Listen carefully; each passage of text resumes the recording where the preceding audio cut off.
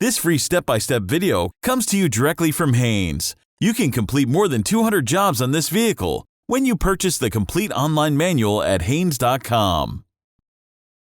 Air filter replacement. Pull the hood release lever located underneath the steering wheel. Slide the hood safety latch, then raise the hood upwards. Detach the spring clips retaining the housing cover.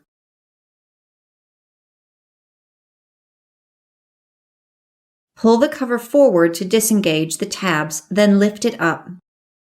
Remove the air filter element out of the housing. Wipe or vacuum out the inside of the air filter housing.